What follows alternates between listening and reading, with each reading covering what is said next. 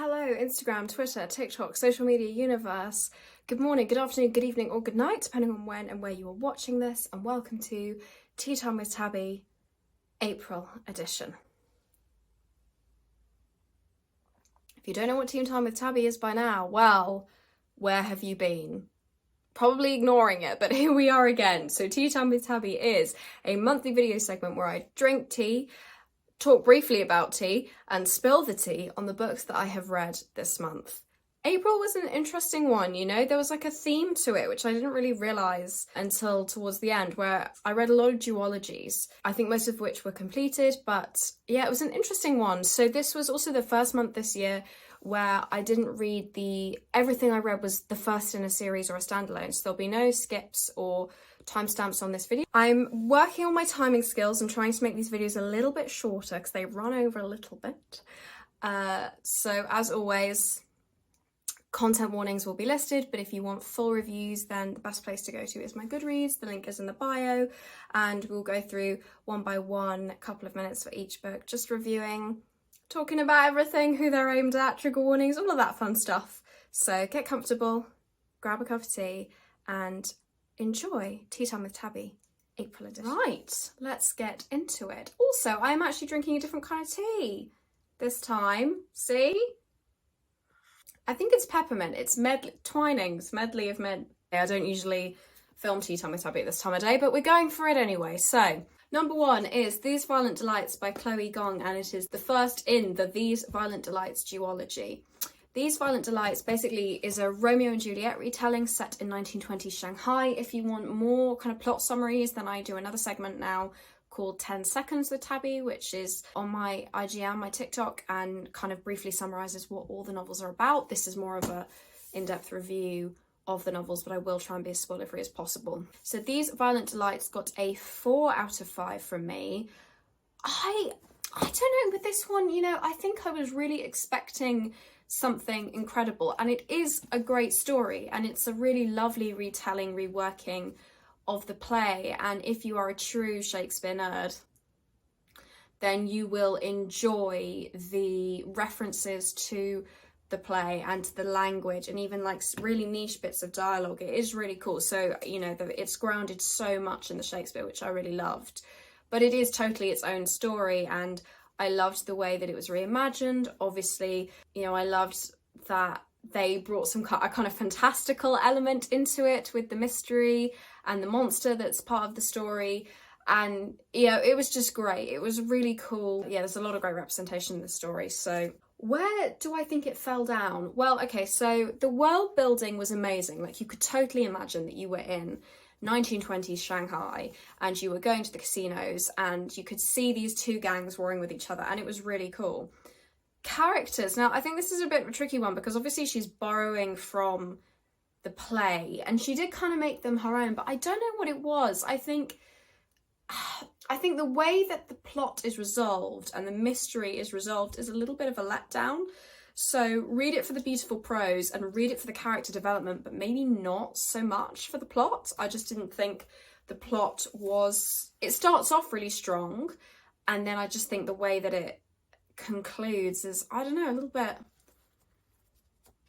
It's just a bit weak, I suppose. I know as well there is an X-rated version of this novel. And by that I mean there's another novel called Den of Vipers, which again is a Romeo and Juliet retelling. I don't know if it's the same setting, but it's supposed to be like crazy. It was weird. I thought I would kind of engulf it more than I did. And like even looking at it now, I didn't tag it very much. And I've definitely had like a realization with my book tagging this month, which is A, it's expensive to keep buying tags, but B, you know, I can't just keep getting books and tagging them because eventually I might give them away. So for me, it's a thing of, I think now I'm really only going to tag stuff I reread. I think it's fantastic YA fantasy, and I highly recommend it, especially if you love Shakespeare. It is such a beautiful homage to it. But again, a bit similar with Song of Achilles, I would recommend not reading reviews of it, because if you read the reviews, super hypes it up and it is a good story, but don't go in with any expectations and your mind will be blown. If you go in with too many expectations, you will be disappointed. But it is brilliant and brutal as well, really bloodthirsty. And the thing that I loved about this was that Juliet Kai and Roman Montegov are former lovers. So they've already had a love affair, and they're now, I think they're 18, 19 in this, and that was a really cool twist on the story. I really enjoyed the way that they navigated that, and kind of the enemies to lovers trope was cool. And there are some really lovely moments in it. I mean, I do recommend it, but don't read any reviews apart from this one. And that is my thoughts on These Violent Delights. On to number 2 of April. This is Six of Crows by Leigh Bardugo. Now, I realise I'm a little late to the party for anyone who's watching on Book Talk, because I know this has been out for a while and it's super hyped. And again, I was really nervous that this wasn't going to live up to expectations, but it got a 4.5 out of 5 from me. It has my all-time favourite trope in it, which is the found family trope. I just love it, and it's such a beautiful exploration of that, and yeah, I just love it. And it's also heist, which is great. So, brief plot summary. In the city of Kestam, you have the criminal gang known as the Dregs, which is not headed up by, but one of their kind of top or most important people is Kaz Brecker. Basically, Kaz is like this master thief. He gets kind of commissioned by this guy to get a group of misfits together and go on this impossible heist to the Ice Court to retrieve a person who is of great value to them, because this person makes a certain kind of substance that allows the Grisha, who are kind of the, I don't know, I guess the wizards of the world. I confess I haven't read Shadow and Bone before this, which you don't need to as well. You definitely don't need to read Shadow and Bone before you read Six Crows. What did I love about this? Oh my gosh, I love the characters. The characters is such a strong point of this novel. They are so well defined, they are so funny. And I think the tricky thing is with novels like this, it's YA fantasy, they're all meant to be like, you know, 16, 17, 18, 19, and they're not. They're just not written like that. Like, no, even if you grew up in that kind of brutal world, no 16, 17, 18-year-old speaks the way that they do. So I always find that like a little bit jarring, because to me they speak like, you know, late 20, even early 30-year-olds. But apart from that, you know, their characters are incredible, and I love the backstories of each character and the way that Bardugo explored those with kind of these little flashbacks. Actually, it reads very much like a TV show. Again, I don't really know the Shadow and Bone universe or the Grishaverse, so I know that Shadow and Bone is a TV show. I don't know if Six of Crows has a plot in that. I know that Kaz is in it, but I don't know, so forgive me. It takes a lot for me to dive into a super big high fantasy world. Fantasy romance is a little bit different, but like pure high fantasy world that's a series, it takes a lot for me to be encouraged to join that. So it was nice to come into this part of the world,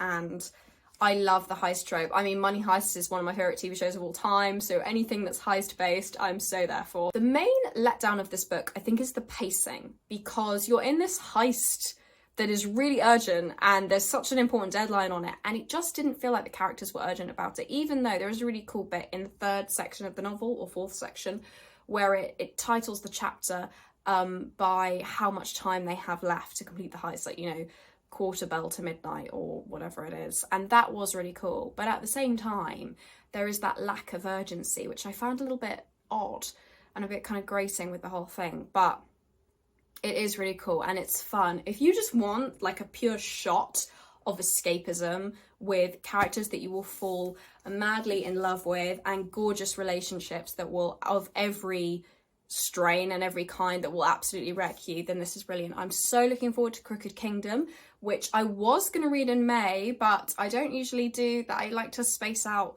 stuff, so it might be a June read. Yeah, highly recommend to anyone who loves heist, anyone who loves YA fantasy. If you love the found family trope, this is for you. And you don't have to read Shadow and Bone, so it's just a nice, easy read. I also just want to read the first line of this novel, because I fell in love with it from the first line, because I think the first line is so wickedly funny. Juiced had 2 problems, the moon and his moustache. If that isn't a great opening line to a novel, I don't know what it is. For escapism, yes. Fantasy, yes. Heist, yes. Pacing is a little off, but it's almost perfect YA fantasy. Highly, highly recommend. On to number 3. This is The Ivory Key, also another duology, and I gave this a 4.5 out of 5. This is such a gem of a book, and the reason I'm raving about this, even though I gave the same rating to Six of Crows, is I don't see this talked about on Book Talk Bookstagram a lot, and that's for 2 reasons. One, I'm sure we all know why. The second reason is it is more recent, so it only came out in 2020, I think, maybe 2021. relatively recent. This is absolutely phenomenal. So you've got 4 siblings. One is the queen or the Maharani of Ashoka, which is the fictional land that they're in, and her twin brother Ronak, who is kind of, he's shirking his responsibilities. Then you've got Caleb, who is their half brother, who has been put in prison for a crime that he didn't commit. And then you've got Rhea, who is their sister, who has run away to join a kind of thieves guild of sorts, or like a bandit guild, and she ends up getting brought back. And basically their magic in the world is running out, and the way magic is explored in this world is so cool because it's a tangible. They mine it in these quarries, which is really cool. I just think the way that the magic is explored in this world is fantastic. So they're losing magic, which means they're susceptible to attack. So Vera, the queen, she basically reunites all of her siblings to go on this quest to find the Ivory key. And it is like Lara Croft with South Asian heritage. It is so dope.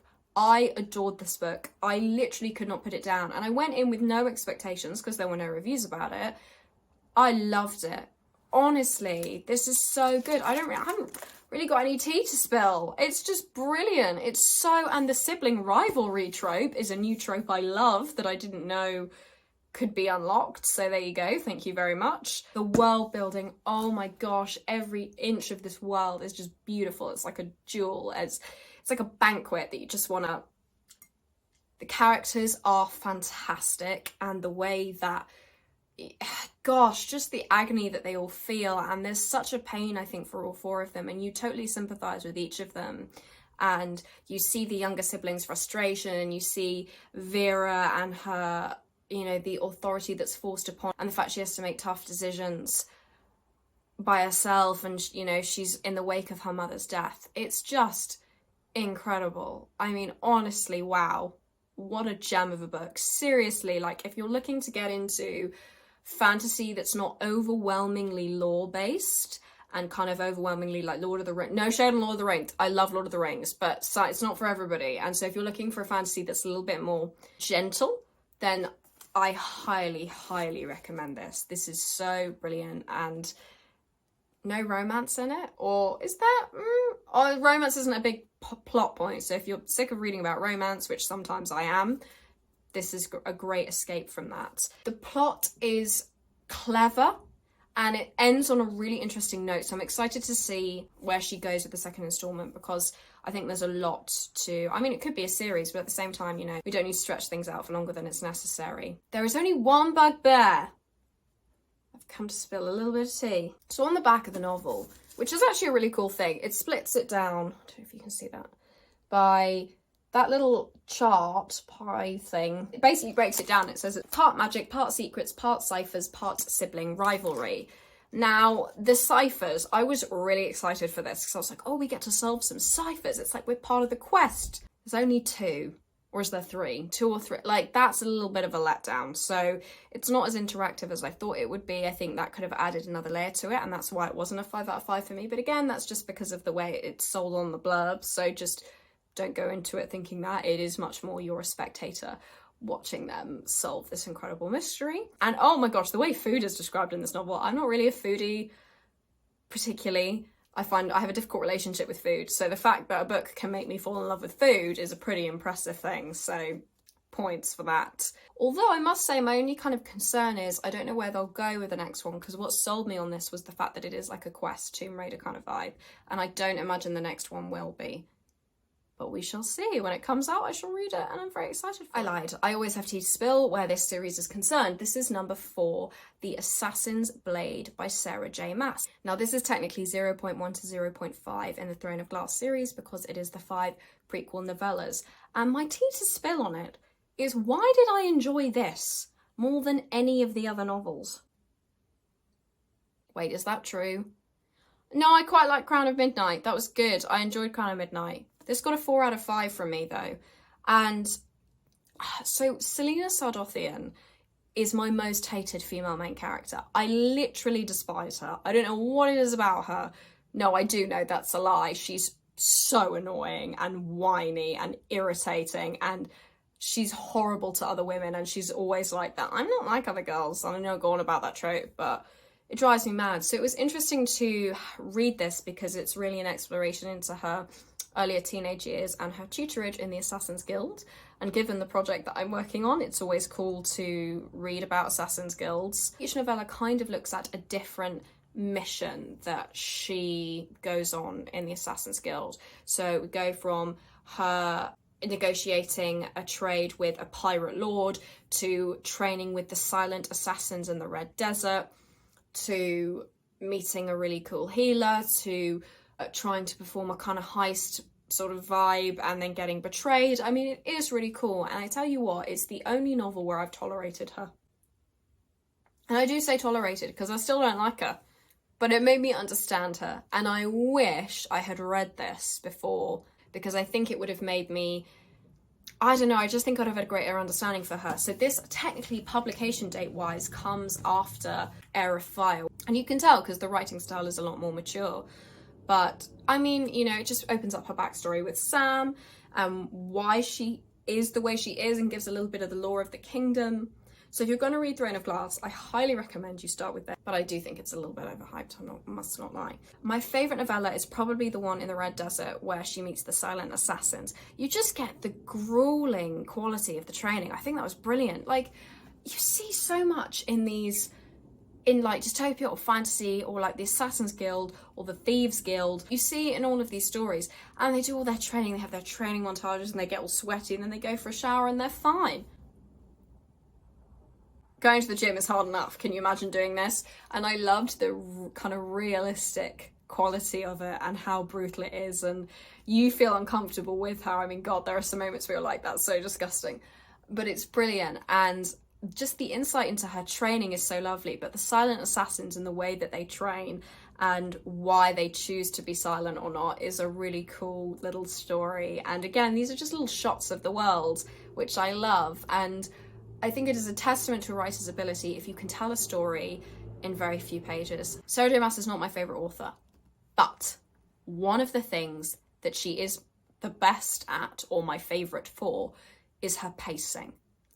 Oh my gosh, her pacing and her world building. Her pacing is incredible. Like, she can keep you hooked in a 700-page novel, and that is a rare talent. Very few people can do that, so bravo. It was an interesting character study, but if you're not invested in the series, it's probably not going to be for you. However, if you're excited by the series, read this one first, please. I will continue with the series. I feel like I owe it to myself. My mum and I are kind of reading this series together, so I do feel like I need to get through it, and I've now read half of it because it's an 8-book series. Yes, I will keep going, and I'm reading one a month, so the next one, which is Queen of Shadows, I think, is in my May reads, but I don't know, it's still ACOTAR takes the cake for me. It's an interesting read, and I do think you could just read this and not read the rest of the Throne of Glass series and be absolutely happy. I did enjoy this, and I didn't feel like it was a waste of time, so that's always a good. Number 5, I'm a little bit nervous to review this one.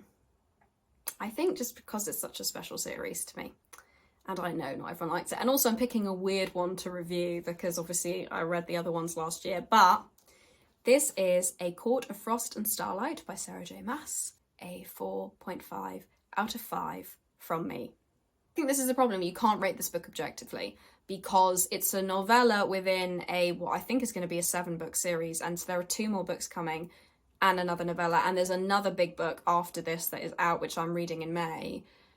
So I think it's tricky to rate this objectively because you have to love the series to read this book. I adored this. I read it in one night and I was having a really low night, so I was like, and I kind of been putting off reading these books because I love the series so much I didn't want it to end, and I know that once I read A Court of Silver Flames next month it's going to be years probably until we get the next one, but it just brings me such joy. And basically it is Christmas in the ACOTAR world, and I'm not gonna lie, not much happens. I mean, really, it's just super wholesome. And I think people complained and were like, not a lot happens. And I was like, you know what? No, it's just nice. It's people being nice to each other and buying Christmas presents for each other. It kind of reads a bit like a fan fiction in a way, but I loved it. It was just so happy. And sometimes you need that. And some of the books I read are very dark, so it's just nice to have a little moment of levity in there. And although now I understand all the memes on TikTok about the sky thing, it's just lovely. And sometimes you just need that. So you probably won't like this if you don't like the series, and it's kind of hard to review on the basis of that, but it's just a lovely character study. I could live in this universe forever. It just makes me so happy. And it's so beautiful. I really want someone to read ACOTAR so I can talk about it with them, but I also get that it's not everybody's cup of tea, and that's fine. But if you love ACOTAR and you haven't read this one yet, you've got stuff to look forward to, because oh my gosh, is this just a little dash of pure happiness. Number 6 is We Should All Be Feminists by Chimamanda Ngozi Adichie. And it's a little one that I read in a night. This is a feminist essay compiled into a TED Talk. And again, not a lot to say on this one really, other than it's brilliant. The way that she weaves kind of anecdotal storytelling with critical storytelling is masterful, and to be honest, it really just gets to the crux of what feminism is and why we should all be feminists. I think it's a lovely the pocket-sized guide of feminism, and I think it's brilliant, honestly. Like, just sit and read it. It will not take you long. It's so fantastic, and I think there's a lot to be said for it. Again, I think I've got to say the rating, but I'll have listed it. But it got a 4.5 out of 5 from me. And the reason being, I think there was more to say. I think it is a lovely length, and it does do kind of a bite-sized version of feminism, but I would have loved to hear more about it from her perspective and get some more stories from her. I just feel like there was not a lot, but I feel like there was a little bit more to go. And so, yeah, I feel like it was cut a little bit short, but also I acknowledge that it's a TED Talk. So if that's the way that's being translated, then is there actually that much scope for you to add anything into it? But again, not a lot to say. It's great. Read it if you live on this planet and you believe in equality for women. I also realised this month I've read quite a lot of short books, and next month I'm reading a lot of massive books. Don't make that dirty, but it's true. So there you go. Number 7. This is a new favourite book of mine. This is How You Lose the Time War by Amal, El-Mohtar and Max Gladstone, and it got a 5 out of 5 from me, and it was a recommendation from my lovely friend Sophie. Actually, what else did she also recommended? Six of Crows and These Violent Delights. Thank you, Sophie, as always. You do brilliantly. This was incredible. Little book, sci-fi, queer love story. Do not recommend reading it in one sitting because it is so incredible. I'm going to have to reread this so many times. And it is mostly told through letters between these two characters, Red and Blue, fighting in the Time War. And they basically jump into these different braids of time, and they make certain events happen or they undo certain events, depending on what their respective authorities want the world to look like. It is some of the most incredible prose I've ever read. You will not believe it's co-authored. Usually co-authored books I stay away from because most of the time they're a bit kind of jarring and they don't read very well. But this was fantastic. And I imagine, my guess is one of them wrote red and one of them wrote blue. The discrepancy between the two is enough that you believe that the two characters have different writing styles, but not so far apart that they're in two different worlds. I mean, it's just brilliant. A masterclass in co-authored books, so it may have encouraged me to read some more of these. A lot of sci-fi stories are, I mean, come on, Dune. Sorry to anybody who loves Dune, but you know, these massive books with all this lore building, it's like, just shut up. In a way, it's just so, like, you can't get into it. And what I loved about this is there is so much packed into such a short space of time. It will not be for everybody because the writing style is very visceral. That's how I would describe it. If you love queer love stories and you love sci-fi and mystery, this is the one for you. And it is such a delight, but it will also absolutely wreck you in the best possible way. The characters are brilliant and wickedly funny and heartbreakingly mistaken at some points. The world building is, oh my gosh, gorgeous. And the difference between the two sides of Red and Blue and their two respective authorities or leaders is fantastic. And the way that the world is explored in this beautifully bizarre way, but yet it's still cohesive at the same time. Fantastic. The plot is, it's not overly simplistic and it's not overly complex. It's just the perfect note. And it ends on this really hopeful note. And as somebody who's on the LGBTQ spectrum, I'm really tired of seeing the bury your gays trope where a queer relationship is in peril just because it's queer. This novel does not do that. It ends on a really beautiful note. but it will break you in half. My favourite quote from this novel is actually in the acknowledgements section, and I just want to read it because it made me cry in bed at like 11 at night. And it is, "Books are letters in bottles cast into the waves of time from one person trying to save the world to another. Keep reading, keep writing, keep fighting, we're all still here." Thank you very much, Sophie, for recommending it. And if you were looking to get into a gentler sci-fi that is not going to overwhelm you and crush your spirit, then this is the one to go for. However, it is a bit wacky. Let's just be prepared for that. We're finally here. I feel like I did a good job. I feel like this one is going to be considerably shorter than the others. I've tried to condense my reviews, but also I think that's partially been because I actually haven't had a lot of tea to spill this month because it's been a pretty good month. This was actually the most disappointing book of the lot. So we are finishing with number 8, Ariadne, which got a 3.5 out of 5 from me. Well, this book is often recommended as, if you loved Circe, if you loved Song of Achilles, you will love this because it is a feminist retelling of the Ariadne myth. I heard that and I was like, this is my jam. I love classics, I'm here. I loved Circe, Song of Achilles was pretty cool, let's go for it. Jennifer, what are you doing? What are you doing? I felt like we spent the whole novel just waiting for something to happen. Just this constant crescendo, crescendo, crescendo. When is the event going to happen? And it never happens. It's such a shame because it had such a strong start. And then I would say 100 pages in, it just takes a dive. I don't know, I just wasn't gripped by it. And there are a lot of similarities between Ariadne and Circe. 2 women cast out, basically abandoned on these islands, but Circe's was just much more exciting, I felt. You know, Circe's storyline, she's always going off to do things. Even on the island, she's, you know, meeting new people, and there was such a kind of, you were running to keep up. With this one, it had a bit of a false start. It was like, oh, this is really exciting, and I was really here for it. I thought the bit with the Minotaur would last longer. I liked the relationship between her and her sister and the sisterhood that came out of it, but honestly it didn't feel like a feminist retelling of Ariadne to me, although I guess if it's a retelling, maybe I was thinking of reimagining rather than retelling. A lot of the novel talked about motherhood and the joys of motherhood. I think mothers are some of the most incredible women in the world, but I really don't want to read about it. Like, I just don't. I don't care. And I think I found that quite difficult. I did really like, however, the comparison where Phaedra's really kind of Phaedra's Ariadne's sister, and she's really kind of anti-motherhood. But again, there felt like a slight criticism against her for that from Sane, and I really didn't like that. And so I just felt like all these feminist points were hampered. You know, they were made and then it was like, oh no, but not really. And I don't know, it just didn't sit right with me. So yeah, I found that a little bit frustrating. The things that were good about it were the prose. The prose is so beautiful. And again, you know, that it's that kind of beautiful, classical, antiquated language.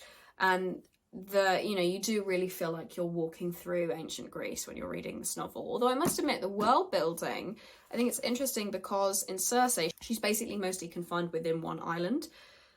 And in Ariadne, same. But the world building, you really didn't go very far because Ariadne basically confines herself within the walls of a house. There's something missing. There's a wow factor missing from this. It wasn't my cup of tea. So if you're looking for classical mythology or looking to get into classical mythology, I really do not recommend you starting with this one.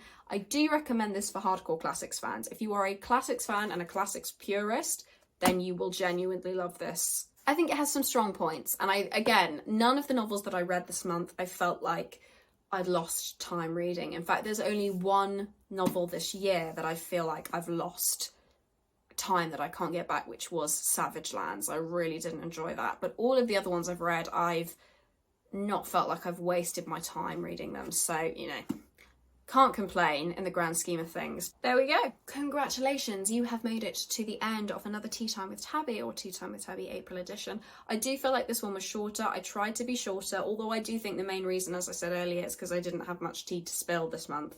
I really did just enjoy these novels for the most part and thought they were pretty solid, and I hope you got a good sense of who they're aimed at, because I really do think I would recommend most of these novels to people I know if they asked me for a recommendation in these genres, because I think they're really strong and yeah, just super enjoyable. I loved them. They were great. So, book question of the month. What is your favourite genre to read in? And my tea question of the month is, How late is too late to have a cup of tea? Because I'm drinking tea quite late right now. My favourite book for this month goes to... This is How You Lose the Time War, obviously. Absolutely loved it. Coming in at second place is The Ivory Key. Yeah, those are my top 2 for this month. I absolutely adored them. Thought they had so much to offer and would highly recommend them to anybody who is looking for novels in those genres. Thank you so much for watching this. I hope you enjoyed it. I hope you're feeling a little bit better having watched this video. I'm really excited for May. I have a few specific things that I try to read each month, one of them being non-fiction. I'm actually not reading a non-fiction in May. It just hasn't worked out that way, I apologise. But there's going to be some interesting books in May. They're a lot longer. I'm definitely going to be reading a lot more pages. I'm excited to dive into these worlds, and thank you so much for engaging with the content. It really makes me happy to see the messages that I get from people being encouraged to read. Honestly, it makes my day. And asking for book recommendations, oh my gosh, I love it when people do that, and I get more each month, so it makes me very happy to be able to provide that for people. Otherwise, I hope you have a lovely morning, afternoon, evening or night, depending on when and where you're watching this, and I shall see you next month for Tea Time with Tabi, May edition.